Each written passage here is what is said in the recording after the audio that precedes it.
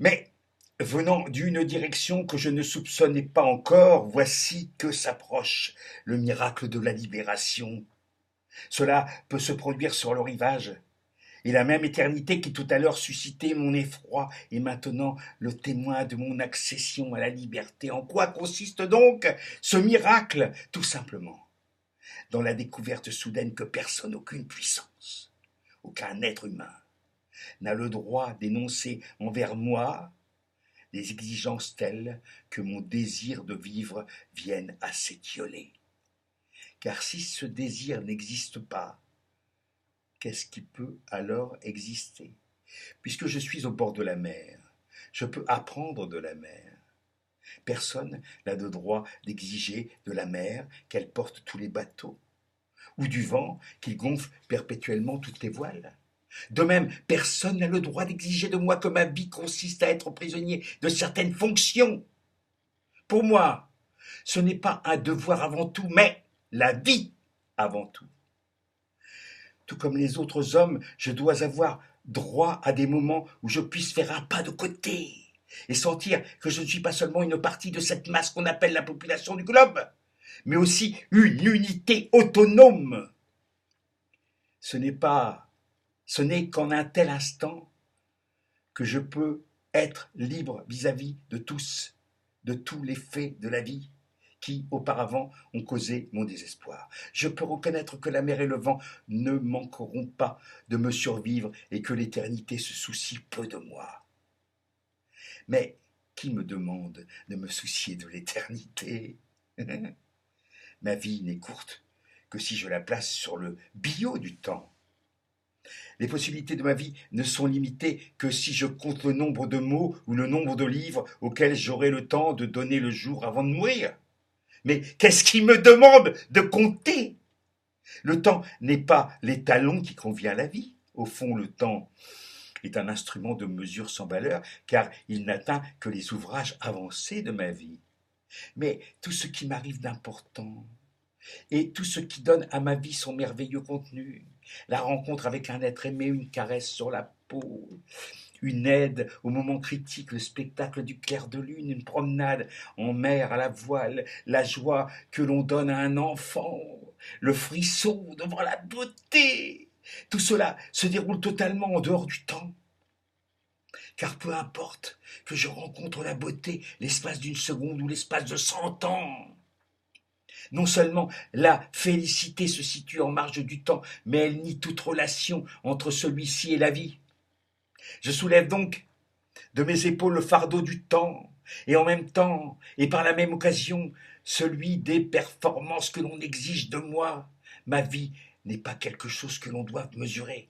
Ni le saut du cabri, ni le lever du soleil ne sont des performances. Une vie humaine n'est pas non plus une performance, mais quelque chose qui grandit et cherche à atteindre la perfection en ce qui est parfait. Et ce qui est parfait n'accomplit pas de performance. Ce qui est parfait œuvre en état de repos. Il est absurde de prétendre que la mer soit faite pour porter des armadas et des dauphins. Certes, elle le fait, mais en conservant sa liberté. Il est également absurde de prétendre que l'homme soit fait pour autre chose que pour vivre. Certes, il approvisionne des machines et il écrit des livres, mais il pourrait tout aussi bien faire autre chose. L'important est qu'il fasse ce qu'il fait, en toute liberté et en pleine conscience de ce que, comme tout autre détail de la création, il est une fin en soi. Il repose sur lui-même comme une pierre sur le sable. Je peux même m'affranchir du pouvoir de la mort.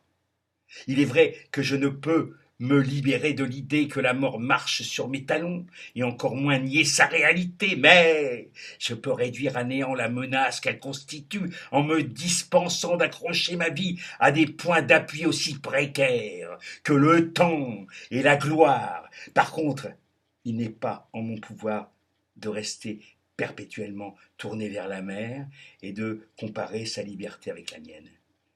Le moment arrivera où je devrai me retourner vers la terre et faire face aux organisateurs de l'oppression dont je suis victime.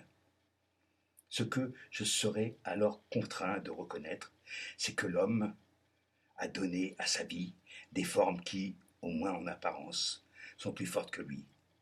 Même avec ma liberté toute récente, je ne puis les briser. Je ne puis que soupirer sous leur poids. Par contre, parmi les exigences qui pèsent sur l'homme, je peux voir lesquelles sont absurdes et lesquelles sont inéluctables. Selon moi, une sorte de liberté est perdue pour toujours ou pour longtemps. C'est la liberté qui vient de la capacité de posséder son propre élément. Le poisson possède le sien, de même que l'oiseau et que l'animal terrestre. Thoreau avait encore la forêt de Walden, mais où est maintenant la forêt où l'être humain puisse prouver qu'il est possible de vivre en liberté en dehors des formes figées de la société? Je suis obligé de répondre nulle part. Si je veux vivre libre, il faut pour l'instant que je le fasse à l'intérieur de ces formes.